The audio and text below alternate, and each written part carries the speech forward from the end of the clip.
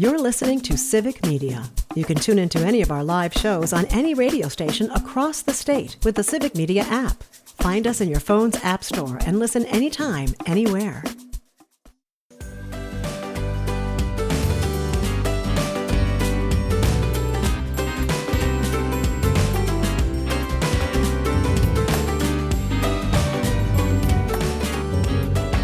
Live across Wisconsin on Civic Media, you're listening to Mornings with Pat Kreitlow, powered by Up North News. Now, from our Lake Wissota studio, here is the founding editor of Up North News, Pat Kreitlow. There we go, the dulcet tones of Don Rue welcoming us back to the Lake Wissota studio here in Chippewa Falls. Nice to be home after a week of travels on this Friday morning, October 10th, 2025. Nice to have you along back here up north from wherever you're listening all across the Civic Media Radio Network.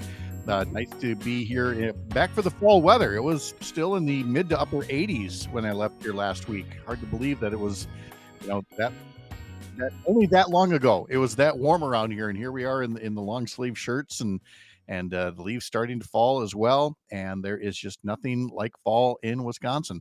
In fact, that we did a whole special edition of our Up North News daily newsletter about that recently, which you can always check out. Head over to upnorthnewswi.com. As for today's edition, well, you'll recall that last week I said that Ellie, our new newsletter writer, was asking people to share stories and photos of their favorite small business in their hometown. And so a few that she singled out here include Rosalie's Book Boutique in Beaver Dam. There's Geiger Awards and Apparel in Waukesha, Makers Market Square in Mount Horeb, and the Hub in West Bend. And in every case, a reader has put some really nice comments about what makes them their favorite little hometown shop. And Ellie is now asking for next Friday, share your favorite local pizza place. I know we've talked about that on the show here. It's been a while, but we did, give us your best non-chain local pizza joint. And we got tremendous response at the time. So I would definitely urge you to do the same thing for Ellie. She's going to be joining all the other newsletter readers in collecting comments. But you know what? If you want to put in your 2 cents, you got a couple of different ways to do that. Either jump in the comment sections on social media. You can watch us do the show on the Up North News Facebook and YouTube pages and the Civic Media Facebook and YouTube pages. Or if you're like, Pat, I just want to send you an old-fashioned email. And whoever thought we'd call email old-fashioned? It was new once upon a time. Anyway, you can just send us that. Email us at radio@upnorthnewswi.com. Again, radio@upnorthnewswi.com, and send us an email all about your favorite local pizza place and why. What is it that makes it so good? The crust, the sauce, the toppings, the creative use of the menu, whatever it might be. We'd love to hear what makes it uniquely yours.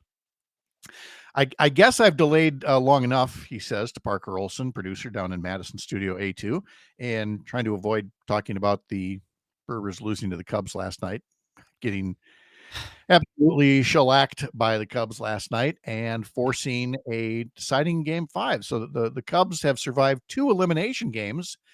Well, now it's an elimination game for both teams, both the Brewers and the Cubs facing elimination tomorrow night at American Family Field, pregame at 6:30, and then the first pitch itself about 7:00, according to MLB.com here.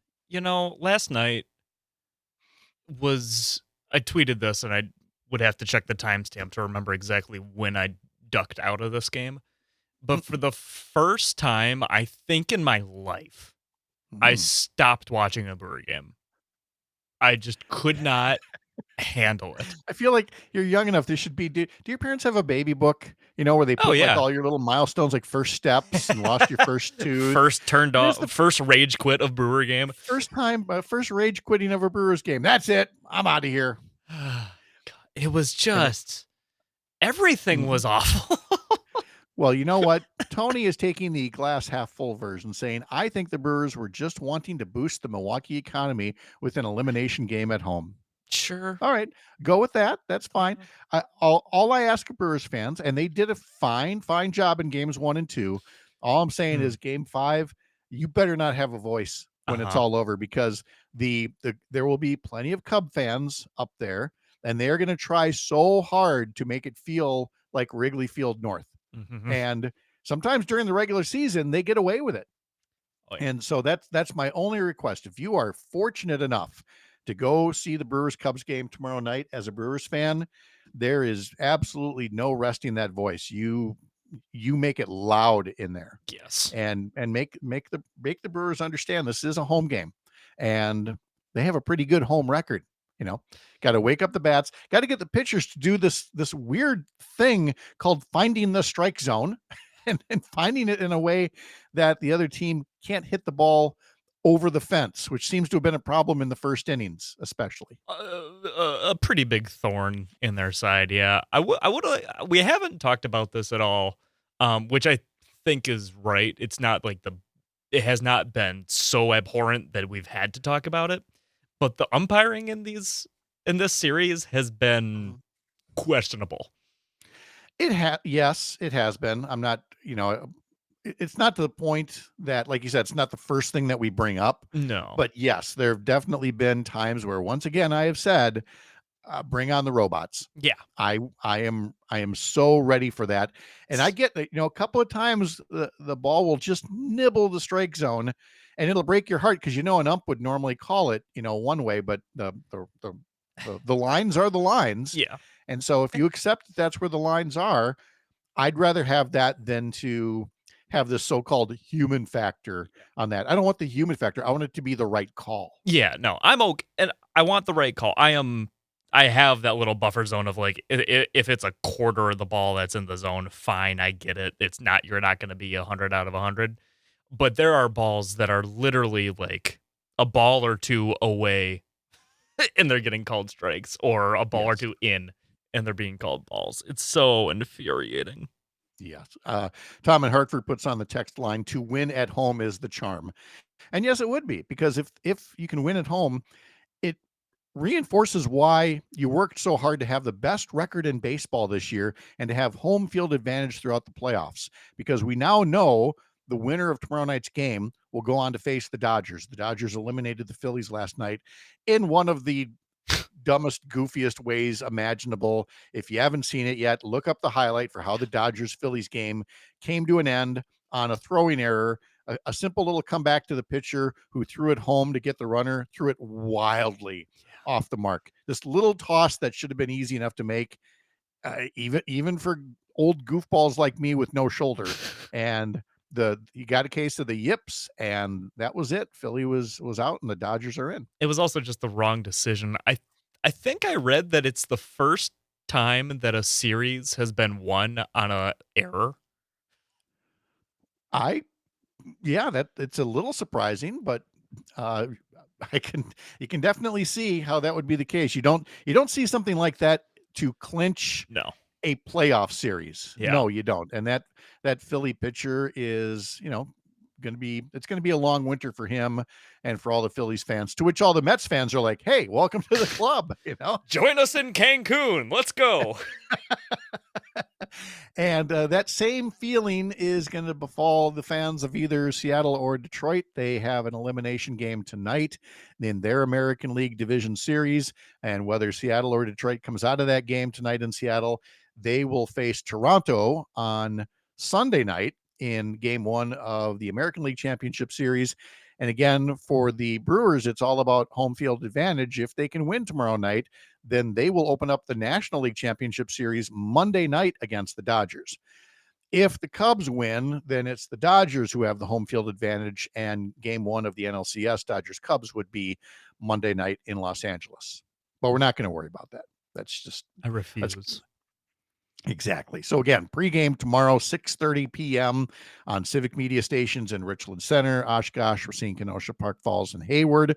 We've got a whole lot of high school football tonight across the Civic Media radio network on local stations. Head over to civicmedia.us and then look up the individual local radio station homepages to find out if there's a game on the air near you. The Badger football team will be hosting Iowa. Coverage begins tomorrow at 4 p.m. on several Civic Media radio stations. And then you've got the Packers taking on the Cincinnati Bengals, and Joe Flacco, again, who they had faced as the Cleveland quarterback and will now face him as the Cincinnati quarterback for, the first time within a month. With him being traded this week from Cleveland to Cincinnati. Sunday's kickoff is at 3:25, and so coverage will begin at 1:00 on Sunday on several Civic Media radio stations. Friday morning, huh? Again, Friday morning, somebody traveling, getting back rather late, but it worked out. But it's that whole notion of you get back, you got the long drive from the airport, then you create Laundry Mountain, and then you begin to scale Laundry Mountain, and get everything back in its place, and actually get to sleep in your own bed and drink your own coffee in the morning. Yeah. How was your travel? I haven't heard you. I expected complaining, to be perfectly honest, and I haven't heard complaining of the travel. No complaining. It went just fine. I complained about Dallas traffic, but we got to the Dallas airport all right. Of course, there was airport construction, because there's always airport construction. But we got in there fine. But because of the construction, we went to go eat in one of the restaurants, and we thought we'd be at like a table or a booth, and they shimmied us down this very narrow little hallway and put us at a counter. So we're sitting elbow to elbow at this counter looking out over the concourse. Okay. And so it was little confined quarters, but again, travel days for us are fun. We like to be able to go places and see people. And in my case, it was, like I was saying before, my chance to finally watch the Billy Joel documentary on the HBO Max app. And I knew it was long. I didn't realize it was that long, that in 2 airplane flights, I haven't been able to finish it yet. But it's so good. And even though I haven't finished it yet, I just highly recommend it to anybody who has any kind of connection to Billy Joel songs and interest in him. You don't have to be the world's biggest fan to appreciate the stories that are being told, all the cameos that are in there by Paul McCartney and Sting and Pink and Garth Brooks and everybody else commenting on the music. So it's really wonderful. My wife was watching Happy Gilmore 2 on her phone over at her seat, saying it too was really good. And it too has a whole bunch of cameos that are worth watching. So, so we have to catch up on each other's shows over the weekend as well. And now that the sun's coming up, I finally have to look in the backyard and see, to what degree are we raking? Are we mowing? Are we just throwing up our hands and going, let the wind do what it will with it? Give it a week. I honestly don't know. I haven't looked out yet since the sun has come up, but fall's arrived temperature wise.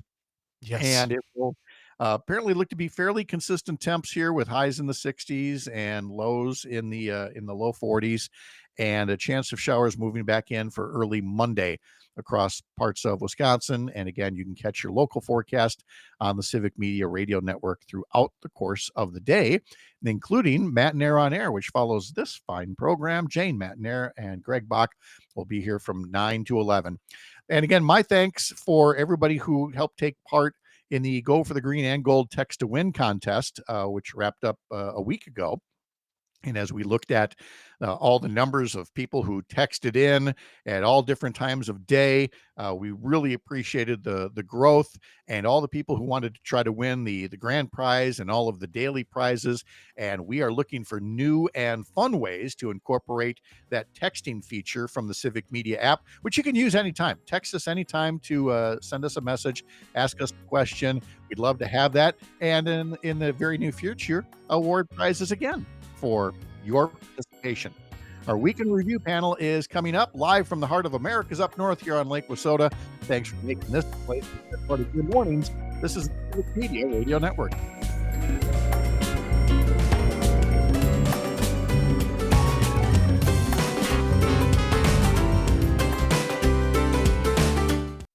You're listening to Civic Media. Stay up to date on the latest news and information for your local community and Wisconsin by signing up for our free email newsletter. Visit civicmedia.us/email to get started.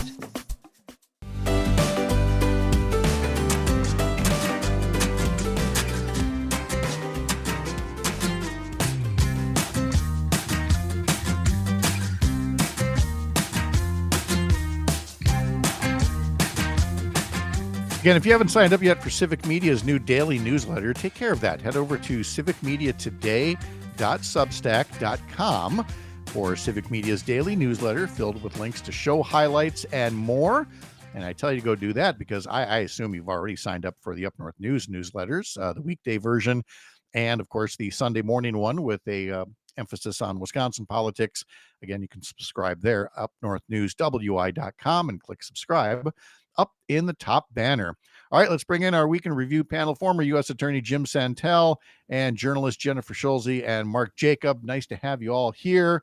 Good morning. And we were going to start with was anything done that was legal this week by the Trump administration? Would have been probably a shorter way to go about it.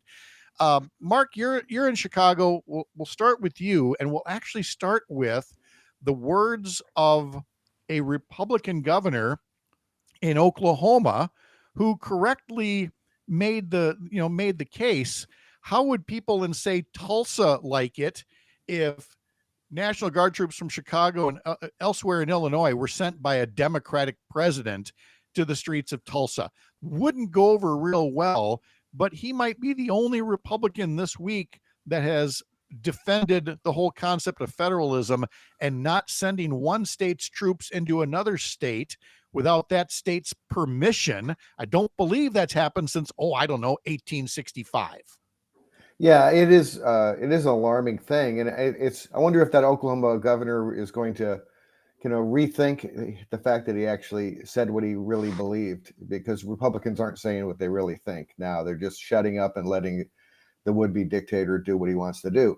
It is kind of, I just feel like it's really bad for the unity in this country. You have, and Pat, it's not just the fact that he's getting some states' National Guard to persecute other states, but he's also specifically out loud saying that he's cutting funding during this shutdown to blue states. So, whereas, Biden made it a big point that he was going to help everyone and, made sure there was funding for red states, Trump is the exact opposite. And he's really fomenting this division in this country in an alarming way.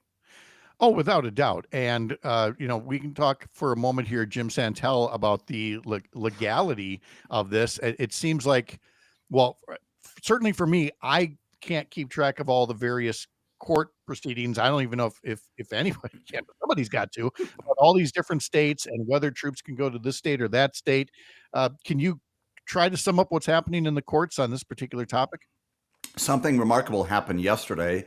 11 a.m. Central Time, you had two different federal courts addressing basically the same issue, 2,000 miles apart, right there in Chicago. Again, in response to your question, Pat, about if anything was legal happening, this is a Judge April Perry. She is a district court judge. She is there in the Dirksen building, right there in Chicago. And she concludes after a 2 or 3 hour hearing that, surprise, surprise, that Donald Trump's administration's perception of events around Chicago is simply unreliable. That's her finding. And then she goes on to say that there's no credible evidence that there is a danger of rebellion in the state of Illinois, or that Donald Trump is somehow unable to execute the laws of the United States of America. He probably doesn't want to, but she's talking about his capacity. So what she says is, you keep that National Guard exactly where it is, which is not going into the streets and byways of Chicago. She's scheduled another hearing for a couple of weeks down the road,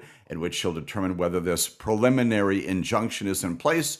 In the meantime, we no doubt anticipate that the Trump administration will go to the 27th floor of the Dirksen building to appeal that. There may be some more action on that even over the weekend. That goes on in Chicago, while at the same time, the Ninth Circuit Court of Appeals, way out there in California, they're reviewing with the decision of Karen Immergut, Immergut, to the same end in Portland, saying you keep those National Guard out of here. The interesting and I think revelatory piece about that is she does that last Saturday.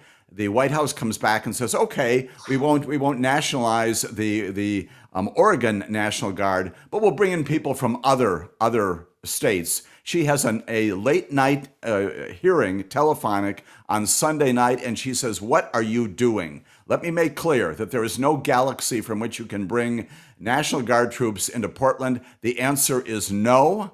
And again, even that reflects the cynicism of this White House in not following what judges say. That's before the Ninth Circuit had a mixed review yesterday at 11 a.m. out there in California. It may well be that we're going to get another rulings from the Court of Appeals sometime also out of this coming weekend.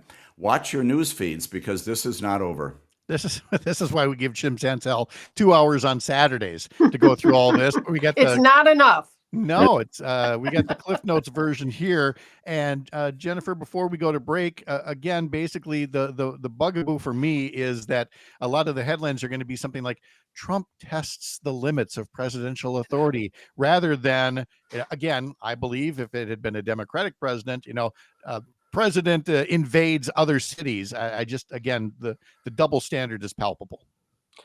I think for pretty much every single story with Trump, that is the case. It is also the case with headlines today about the indictment of New York Attorney General Letitia James. I was just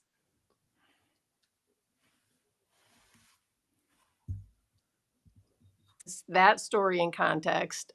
It does not happen. So it's really disappointing all the way around.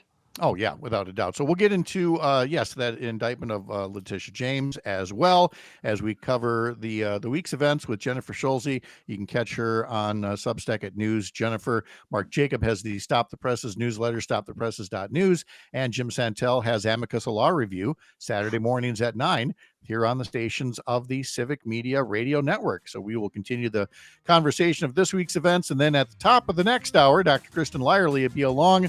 And I'll ask her about Robert Kennedy making comments connecting autism to circumcision, because we have to talk about these things despite no reason medically to talk about these things. Back after this, I'm Pat Kreitlow. This is the Civic Media Radio Network.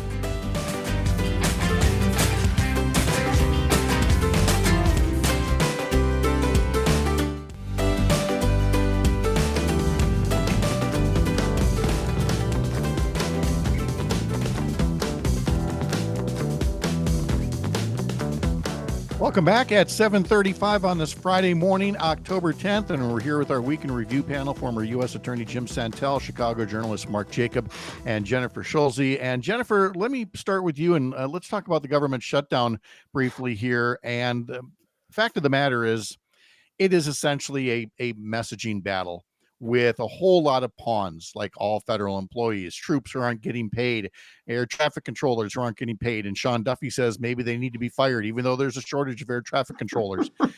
And Republicans continuing to insist, despite math, that this is somehow the Democrats' fault. But the right wing also has a very robust, media ecosystem.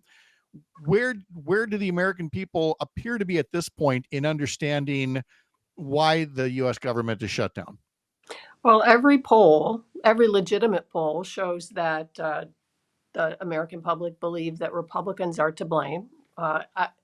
Surprise, surprise, they know that Republicans are in control of the government, that they, hold both houses of Congress and the presidency and the Supreme Court, by the way.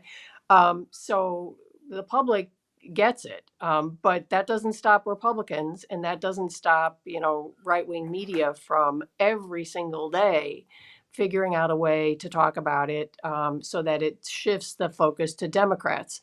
But people are also simultaneously getting their notices about their health care premiums going up. And the good news about bad news is that reality kicks you in the head sometimes. And so, I know I've gotten those in the mail this week about what's happening to my premiums. The whole country's getting that. The truth is that healthcare is a serious problem, and that Republicans can't pretend that that's the Democrats' fault. No, or they can try. Yeah, and they have been trying. And Mark, that's the thing. I mean, we work in political journalism. We understand the importance of politics, but we also know that when some people take politics, play politics, and move it too far away from reality normally wins, like seeing your health insurance premiums go up or your flights getting delayed or things like that. Is that, like pretty much every other shutdown, how this thing eventually ends? Is the people playing politics are going to get trumped, pun intended, by reality? Well, I think this is playing out a little differently. Back when Gingrich tried to pull it on Clinton. Gingrich got hurt. And it is true that the Democrats they're not going along. They are using the filibuster power to require 60 votes in the Senate in order to get this done. And what they're doing is what politicians do, which is try to get something out of the deal. And what they're trying to get is relief for Americans on their health care bills. And so that's really a good issue for the Democrats. And for the Republicans, Trump is trying to act like he's Mr. Get things done, Mr. Efficiency, Mr. We're in charge of everything. It's the golden era kind of stuff. And you can't have a golden era. I came at vacation in Mexico City last week, and I landed at O'Hare, and I sat on the runway for 2 hours and 20 minutes waiting for a gate.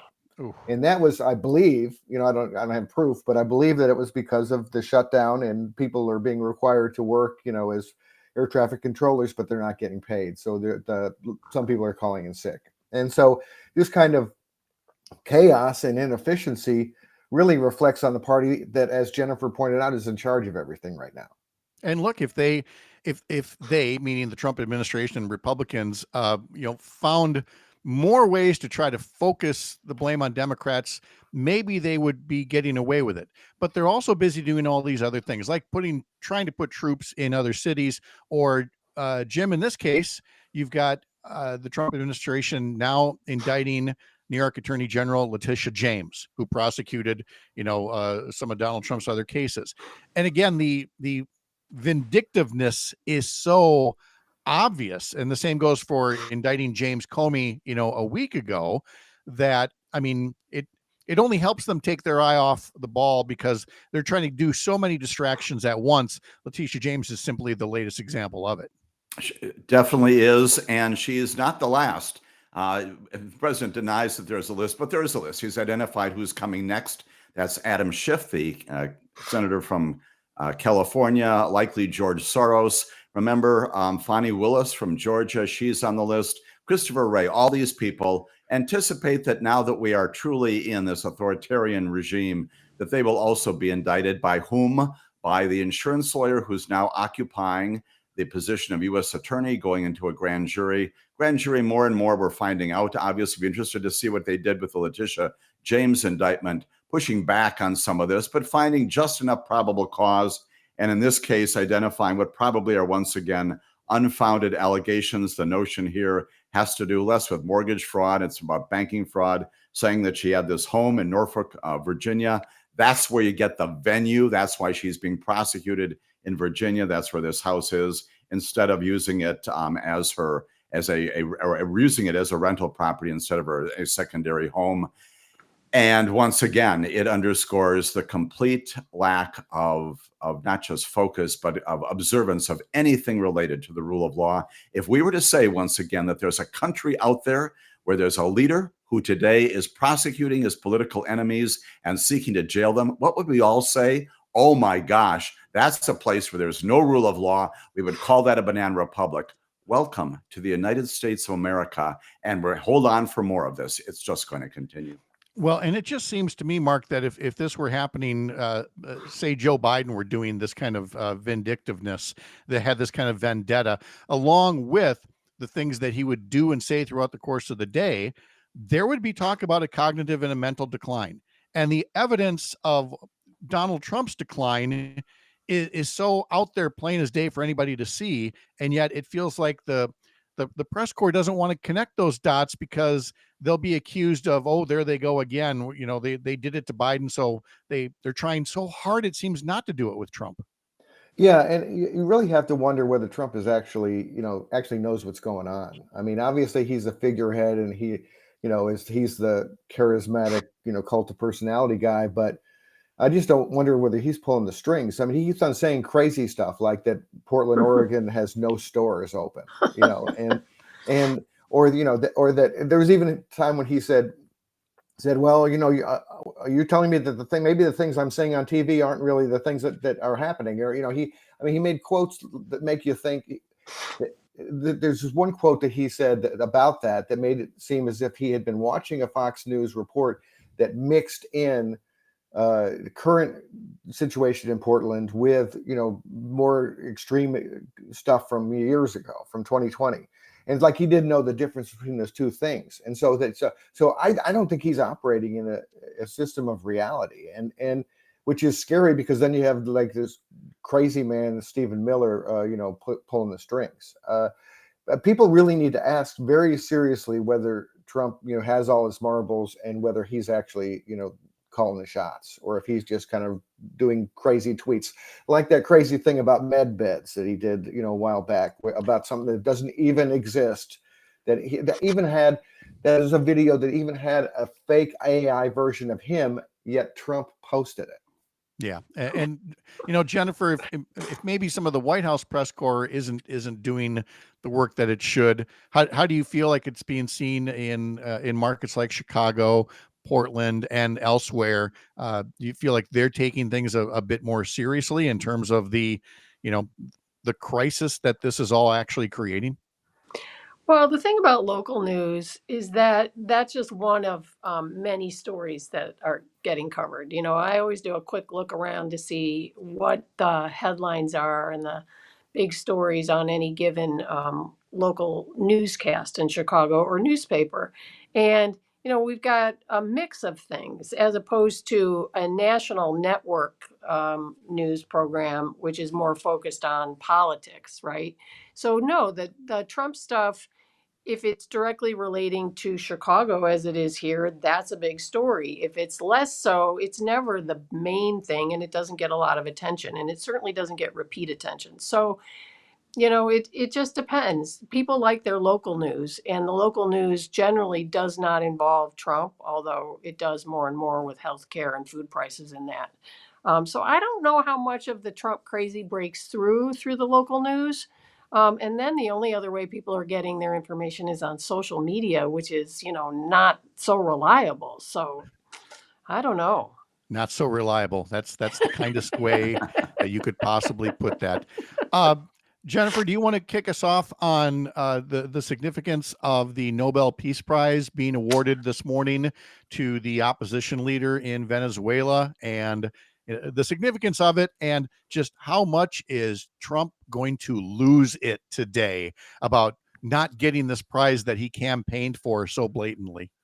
Well, I'll tell you, the thing that really got me last night was the Guardian posted a story that said Norway is actually was worried as of yesterday that if Trump didn't get the prize, and the Norwegian government has nothing to do with the prize, FYI, but they were worried about the blowback for their country. They were even in this article talking about they thought that Trump would declare Norway an enemy of the United States. And so, I mean, that's how insane this is. There is a country across the ocean that is sitting there gaming out how they need to be ready to respond to an angry man in the White House not getting the Nobel Prize. They didn't know who it was going to go to as of yesterday, but they were already planning their strategy about how to respond to him being angry about it. So who knows what he's going to do? The White House has already posted something, just crazy about how he's the greatest peacemaker in the world, and how dare Yeah. they? How Oh, dare they? How dare Right, they play they're calling politics? it, the White House is calling it politics over peace. So they're denouncing the fact that a brave opposition leader in Venezuela was honored for risking her life for freedom. And by the way, not just risking her life, but the entire country is faced with a leader right now who did not win the last election. Right. Every outside observer looking at the ballots coming in said it was clear that Maduro did not win. He is still in power anyway, which is, I don't know, a testimony to something, that there's not a violent civil war going on there right now. But the fact that there is still an opposition leader who can do something to keep the subject in front of the people, at least has to give people in Venezuela and around the world some hope. So it seems, Mark, like perfect recognition. Yeah, I mean, and wouldn't it be really classy for the White House? Not that you associate Trump and classy very often, but No. but wouldn't it be really classy just to say, boy, what a great choice that was? We celebrate, Machado for what she's done, and hope that in the end it'll work for the Venezuelan people. Is that so hard to say? Yes. The Yes, it correct is, Mark. answer. What are you talking about? It is, and it is the reason I bring this up is I just, again, without trying to sound too alarmist here, is what is life going to be like in 2028 if Trump, like Maduro, decides I'm not going to recognize these results? He's going to have troops on streets trying to intimidate voters. And I feel like for all the things that he rails against the Venezuelan government for, I feel like it's there as a potential manual for him to follow over the next couple of years, which is part of the reason that I bring it up this morning with Mark Jacob, with Jennifer Schulze, with former U.S. Attorney Jim Santel, our Week in Review panel, joining us today. And in our next hour, Dr. Kristen Lyerly will be along, and Mike Clemens will talk about the Brewers now facing elimination against the Cubs tomorrow. I'm Pat Kreitlow. This is the Civic Media Radio Network. You're listening to Civic Media. Find the latest news, information, and archives of all your favorite shows on the Civic Media website, civicmedia.us.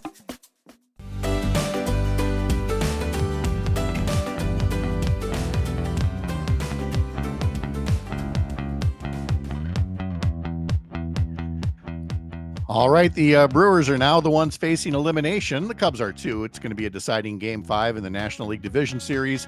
That game will be tomorrow. Pregame starts at 6:30 on several stations across the Civic Media Radio Network. And by popular demand from the listeners out there, I'll take a break from the news. I will ask the insufferable people from Chicago what they feel about their sports writers and their teams and the series and everything else. Jennifer appears to be the one with any sort of enthusiasm about this on behalf of the Cubs. Go ahead, Jennifer. You know what? We just need some good news in this town, so we'll take it. That's Darn what it. we need. So does Milwaukee, Jennifer. Well, I know, but come on. Chicago's Okay. been in the news, for a long time because the president of the United States, is after us. So, you know what? Give us a little baseball game. Come on. Okay, fine. We'll take the game as a distraction. As far as the outcome, I know a couple people have said, do they know any of the sports writers? I mean, a little bit of hyperbole. It's always the highest highs or the lowest lows, the supreme overconfidence, or the we'll never win another game for 100 years. But I suppose that's how you get to be a sports writer in a major market. I guess. Yeah. Or just a demand that the coach or manager get fired every year. Please. Yes. Or, until we can get back to talking about the Bears and who is this year's, new biggest quarterback ever. So it is the nicest thing I'm going to say is it's never been easy to be a Chicago sports fan, given, recent trends and things. All right. Getting back to the news here. We'll start with former U.S. Attorney Jim Santel and the U.S. Supreme Court taking up a little thing called the Voting Rights Act. And after chipping away at it, Jim, how much closer are we to talking about the good old days when there was a Voting Rights Act to help shore up democracy? Right. You're absolutely right about the history on this. The Supreme Court in a couple of cases called Shelby County and Brnovich has basically chipped away sections 4 and 5, and even section 2. Now it's back on the chopping block. This is Calais is the name of the case. This is the curious Louisiana case that the Supreme Court decided not to decide last term and said, we're going to kick this down the street, having oral argument on it next Wednesday. Mark your calendars. Tune in to the oral argument on that particular day. And the question here is, once again, whether or not Section 2, which is the core powerful aspect of the Voting Rights Act, is constitutional when it comes to line drawing in Louisiana, congressional districts there. And here's the argument. I roll my eyes even as I say it out loud. The notion, of course, under Section 2 of the Voting Rights Act is you can't disenfranchise people of color and people who are not English speaking, basically ensuring rights for everybody. The argument on the other side, and there is not a credible other side, but the Supreme Court's entertaining it, is that the Equal Protection Clause of the 14th Amendment makes everybody equal. And somehow the Voting Rights Act is bringing a group of people beyond equal, moving them above where they should be. And for that reason, toss out Section 2. It is a shockingly, stunningly bad argument. And But the Supreme Court's going to be entertaining it, probably going to be the biggest case decided when we get back in June about whether or not we still have a Voting Rights Act after all these decades. It is on par. It is the same backwards logic that's being used to attack DEI, which we can get into another time here. But while we're talking about voting, Mark, I was not expecting this headline. Former Republican election official buys Dominion voting, which had been a target of 2020 conspiracy theories. It was Republicans lying about Dominion voting systems that helped tarnish, the Trump argument for 2020 by their attacks on Dominion. But now Dominion is going to be run by a former Republican elections official. What? Well, this is a trend that we're seeing. We're seeing the right wing buying up the media. We're seeing the right wing buying up the instruments of voting. Here's that word again: urbanization. Right. For Viktor Orban in Hungary, who the government doesn't take it over. You get friends of the government who've got money to buy these things. Totally right. And so they're buying the whole country. You look at how all the social media is being has been bought up by the right wing, or the social media like Zuckerberg at Meta has been completely cowed by the right wing, and so that's kind of a frightening thing, and it makes it really hard for people, democracy lovers, to figure out what to consume, what to buy, what to boycott. But I think people need to figure out things that they need to reject companies that are doing bad things. And you saw that a little bit with the Jimmy Kimmel thing, where there was a real blowback on Disney and ABC. And so that's a hopeful sign. Yeah. Let's close then. Jennifer, let's talk about the FBI report shifting many more of its resources to quote unquote immigration enforcement. In other words, hey, if you're a white collar criminal, these are high times for you, because we're reassigning people left and right. And there in Chicago, I would think that gets people's attention, is to learn again that it's not just a city under siege by military troops, but by federal law enforcement basically dropping the ball on almost everything else they investigate just to go after brown people.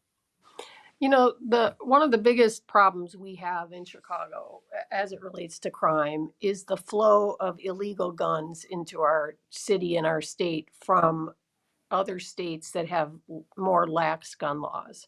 And the Republicans have never helped on that. And Trump cut a bunch of the crime prevention and gun prevention funding through Doge and other things, over the last couple of months. And the idea that the ATF and FBI and people who have been actively helping Chicago with this gun problem are now, working the night shift, driving big SUVs, in my neighborhood and others, trying to terrorize people instead of doing this other job, is absolutely horrific. And I'm not sure that's breaking through yet, but I sure hope that it does, because the realignment of resources to do Trump's bidding and not do regular policing is just outrageous. Jennifer Schulze, Mark Jacob, and Jim Santel. Catch Jim tomorrow for Amicus, a law review, 9 a.m. across the Civic Media Radio Network. Thank you all. Have a wonderful weekend. You too. All right. Dr. Kristen Lyerly is coming up after the news, and then Mike Clemens will have sports at 8:35 right here on the Civic Media Radio Network.